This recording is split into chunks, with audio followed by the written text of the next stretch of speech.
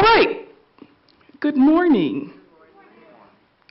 So this is an opportunity to acknowledge that the 5th Annual Health Disparities Conference is also a course. Now, the reality also is that so many of the students in the course are volunteering, so not all of them are here. But this is an opportunity to kind of have a conversation with your professor, Professor Wallace, YEC, and it's open to everyone. So let's have a conversation. So what kind of questions do you have? What are your thoughts, impressions, questions so far? Okay, let's hand the microphone to her. I'd say it's pretty awesome. Okay. It's extremely inspiring. And not only are we here because of, the inequities, health inequities, which I happen to see every day in my job. So this makes sense for me to be here. There's so much to be done out there in our real communities, which is wonderful. I think there's a variety of topics for everybody's interest. I just wish somehow that I could go to all of them. Yes. I feel like I'm missing out on something, even though I'm in one that I want to be in. I sort of wanted to always be in another one because there's just so much to learn, from people who are really doing this out there. Excellent. And where do you work, by the way? St. Vincent's Hospital in Jacksonville, Florida. Oh, wonderful.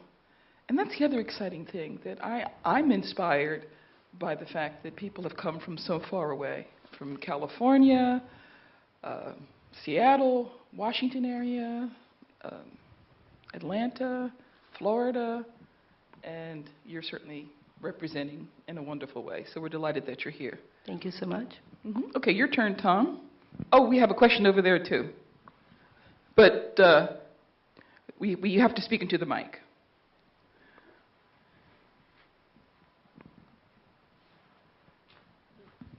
I just want to say that this is really, just like you, it's really great to be in a forum such as this. It just highlights the great work that we're doing in the field of health disparities and fighting for health equity. And just congregating in forums such as this is important to network and leverage resources and share what we're doing in the community, because it can be adaptable to other target populations. So it's really great being here. So. Okay, wonderful. Okay, Tom, so what's your experience? Well, first I wanted to mention that Gloria is one of Kathleen's diabetes education students. Oh, wonderful. So she normally takes classes totally online and enrolled in your class, or this class, to come to New York and see everybody. So she's been having a terrific weekend. Okay, great. I got to meet my professor. Yeah. It's wonderful. And so if anyone out there is listening or can spread the word, Teachers College, through the leadership of Professor Kathleen O'Connell, has been one of the first academic institutions to initiate a diabetes certification program that's totally online. So it's responsive to the reality that we have a national diabetes epidemic and that there are various practitioners across the country who are benefiting from this new certification. Okay? So Tom. I was actually been impressed with all of the speakers, but for my own work, I was particularly impressed with Dr. Emden and his ideas of communicating and rhythm and remixing. And as the old white guy in the group with what I think are some new ideas, they really need to be remixed into a language that would be more appropriate for the audience. So I found, he was just very energizing. In particular, Dr. Bash's talk was terrific. And then the other one I saw, just because, I don't think I would have gone to it otherwise, but the first speaker in the session where I was the second speaker was a woman from Hawaii who was actually on Skype because her daughter broke her arm and she didn't feel like she could fly 12 hours back and forth. And she spoke on the issues that Native Hawaiians have with biobanking. And biobanking is basically where scientists take tissue samples from a group of people and save them to analyze in the future when we know more. And those of you who have been in the class where we read the book about the Hmong girl, well, it's the same thing. I mean, the Native Hawaiians had to pass a law in Hawaii because the mothers wanted to keep their placentas, and the doctors said that was medical waste, hazardous waste. But they did pass the law because the Native Hawaiians believe, apparently she said that even if they cut their hair or their nails, they have to put it in a place where nobody will find it because they believe that someone could affect their current health by putting a curse on their body part. So you can see this is a really big issue for biobanking. So essentially it was a really interesting talk that it showed you all of the cross-cultural kinds of issues we're dealing with. So everything has been good. Wonderful. Okay. Thanks. Okay, you've been doing a lot of volunteering, but have you been able to Which has experience actually been anything? a really nice experience to see classmates who maybe I haven't seen in a long time or even since the last Health Disparities Conference, and sort of get to collaborate with one another in a different way for a common goal, which is a really nice experience. I really enjoyed the opportunity to hear Dr. Bash speak yesterday. That was the first presentation I was able to attend, because sometimes your faculty, you're talking about course content in the classroom, so it's really nice after being at TC for 5 years almost to hear faculty members speak about research that's really close to their hearts, that they're very passionate about, what they're doing sort of outside of the classroom, and that's nice and inspiring to hear. And I also had the opportunity to timekeep for the session that Michelle Montecalvo presented in yesterday. And the first part of that were 2 nursing faculty members from California who have started some seminars called the Spirit Seminars, which were actually based similarly on the Spirit Catches You When You Fall Down, because they had noticed a really large gap in their nursing student population in terms of preparation for doing culturally competent nursing. And so they do this seminar that's really threaded from before folks even get to the nursing campus all the way through their culminating project where they present to faculty.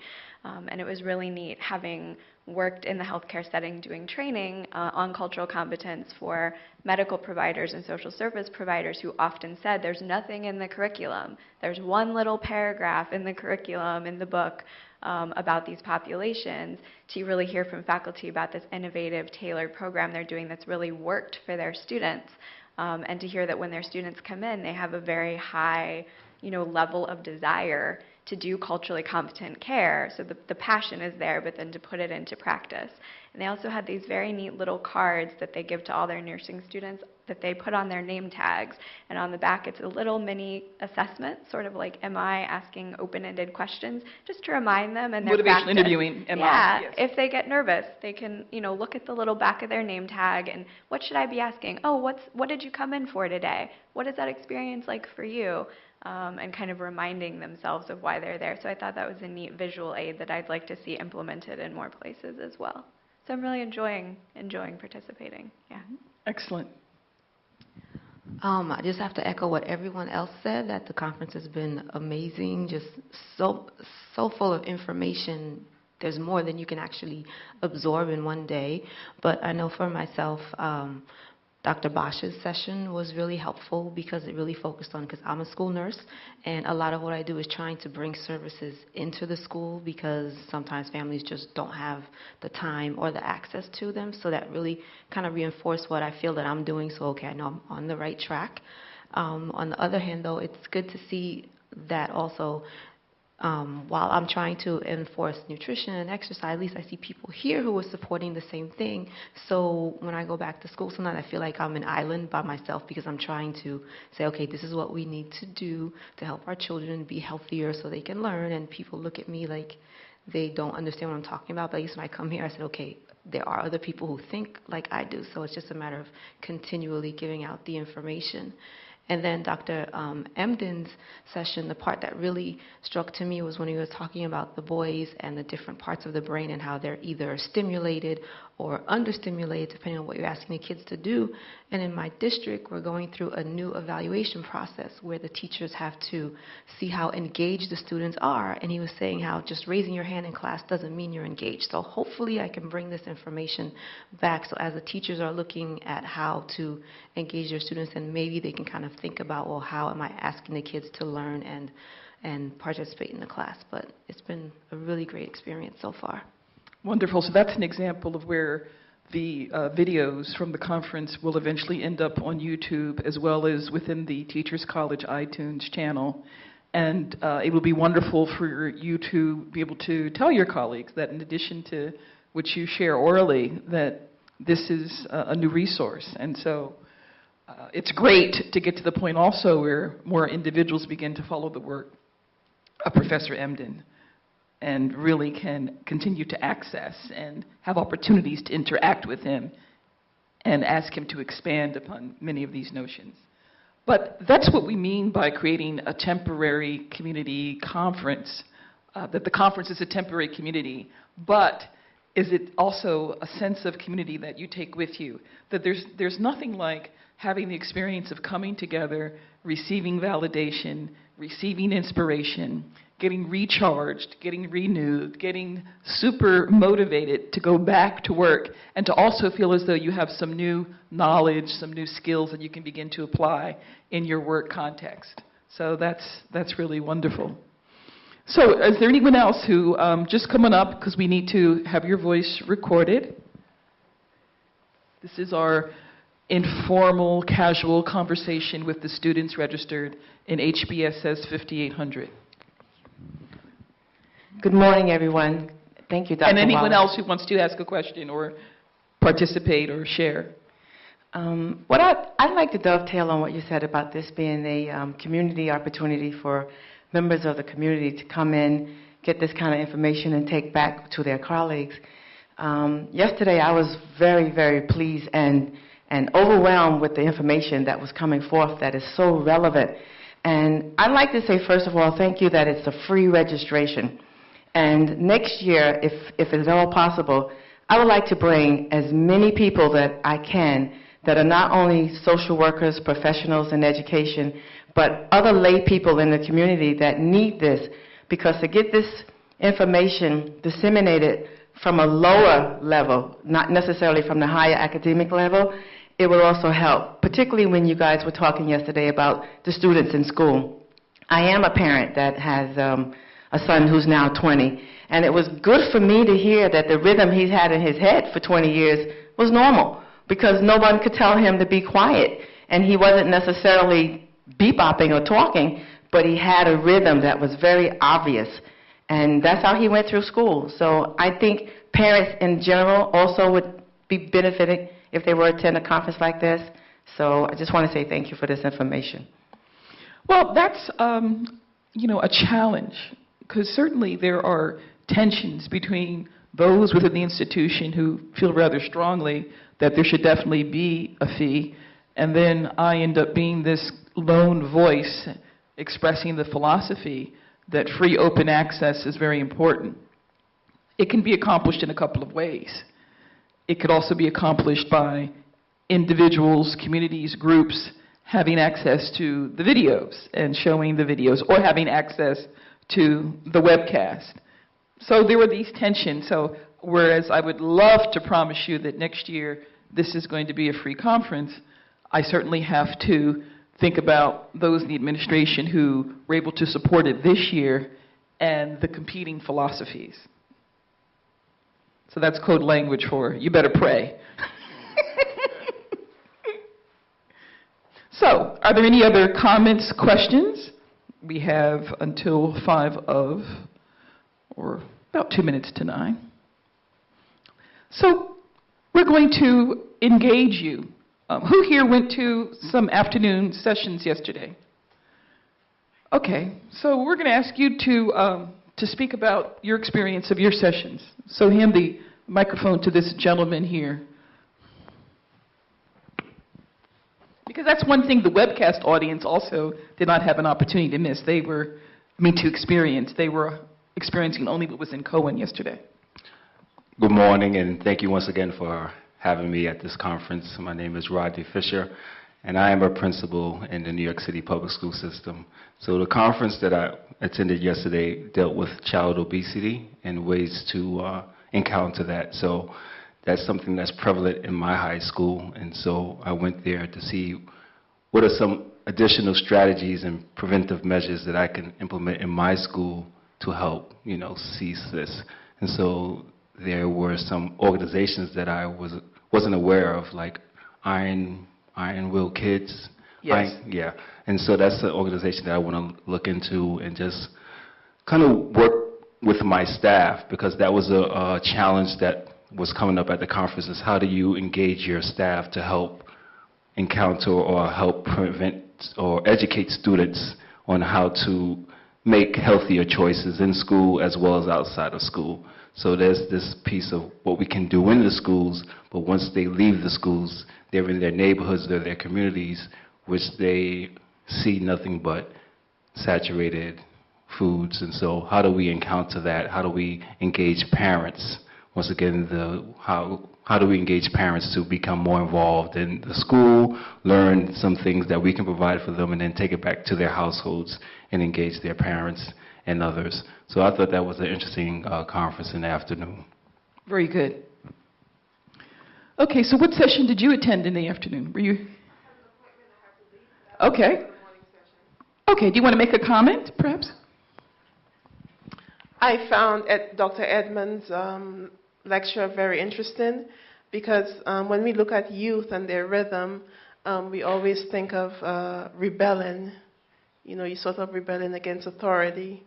And it's interesting how that would work if we flowed with their rhythm and actually had them learn, achieve, and become productive members of society. And so I found it very interesting and very enlightening. Okay, so that's also some of the personal transformation that we hope for. So of the young ladies in the front here, would any of you like to speak to any of the sessions, or were you here yesterday? Well, we're so glad you're here today. Were you able to attend any sessions, Teresa? Yes. She's like, I knew she was going to call on me. That's because you're so brilliant and such a global community member. Thanks, Dr. Wallace, for the comment. I actually was able to moderate one of the sessions on civic engagement, which I found really enlightening, especially paired with Dr. Abbash's talk earlier in the afternoon.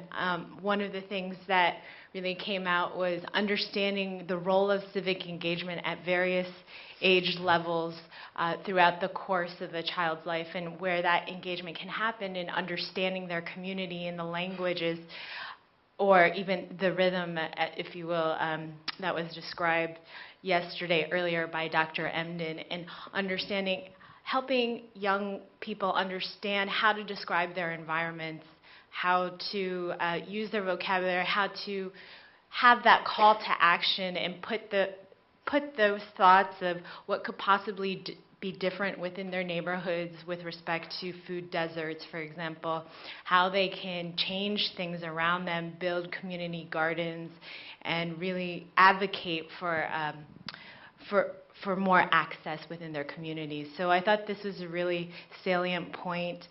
One of the presenters brought up the issue of the soda ban within New York City. So it was a great session. It ran late because everyone was so engaged and excited, and hopefully we'll see more of that today.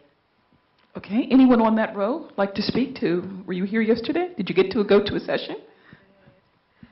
Okay, so I moderated the hip hop and public health session, which was amazing. We pretty much piggybacked on what Dr. Emden discussed earlier regarding rhythm and how it's imperative that we use culturally relevant interventions to decrease health disparities.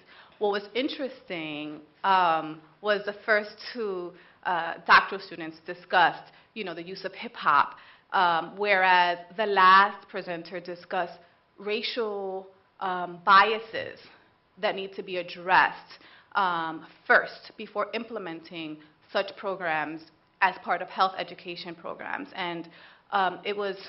For example? For example, she, as a white woman from Oregon, had many fears. And she's a doctoral student at University of North Carolina, which is predominantly white. And what she was saying is that she had so many biases prior to it.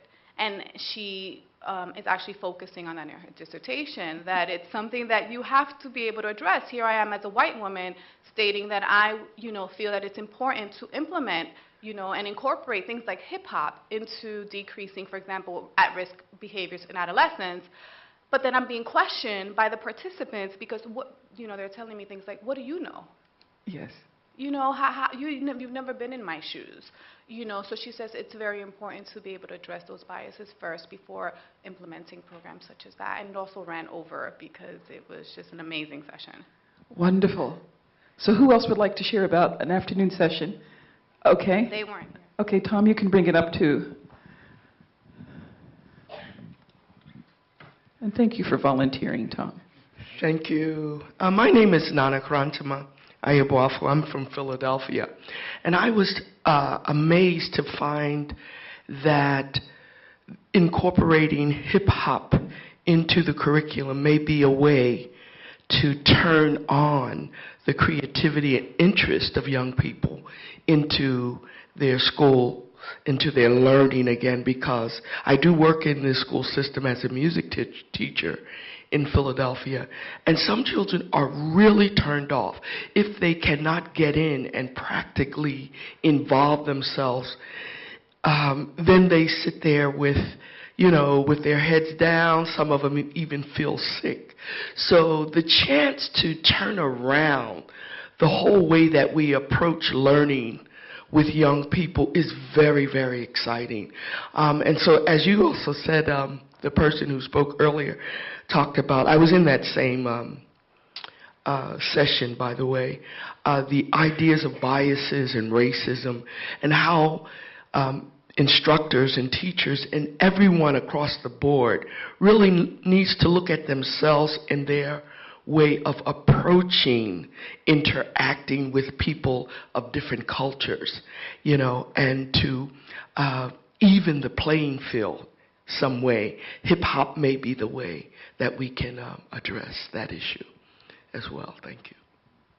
Okay, so, just wonderful examples of the personal transformation in one's attitudes and in one's beliefs, the addition of new knowledge, the motivation to go on and further refine skills.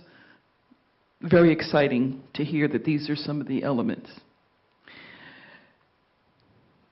I think this watch is 1 minute fast, so why don't we see if there's anyone else who would like to comment. Is there anyone else in here who went to a session? What about the ladies in the last row? Is this your first day here? Okay, and where are you from? California. California. Take them to the microphone, Tom. Okay. So are you doing a poster session or presenting? Okay, so just tell us, make the audience feel as though they should have come. So tell us something about your poster session that you're going to present today. I'm presenting a poster, actually with the girls that are up front there, about the use of folk medicine in collectivistic cultures that have immigrated to the United States. It was of interest to us because many of us in the group are the children of immigrants. And we grew up with our parents using these home remedies, these folk medicines that have been in our families for generations that were completely normal to us, but seemed kind of like some kind of voodoo, strange things to other people. And we thought it was really interesting how these things are passed down generationally, and it becomes a part of our culture, and it becomes a part of the culture of the people around us. So, yeah. Well, a special welcome to those of you from Alliant University, and I'm very grateful for your mentor, Professor Brown, who has really been extraordinary in facilitating the participation of his students. So a special thank you. Thank you. So, We are going to stay on time. We are the best on-time conference ever. So we're now going to invite Professor Robert Fullilove to approach the podium. And I can now provide an introduction of Professor Robert Fullilove. And what's really exciting about Professor Robert Fullilove is that he does not use a PowerPoint. He doesn't need a PowerPoint. But as you can see in the program, he is a professor in socio-medical sciences with the Millman School of Public Health. He also coordinates a research group and also has facilitated the establishment of a new program within Millman School of Public Health, Columbia University, focused on community research, the built environment. And so we're just really excited to have him here today to provide us with an update on HIV/AIDS syndemics, and also will give us just an overview on the approach that he takes to his research. So without further ado, Professor Robert Fullilove.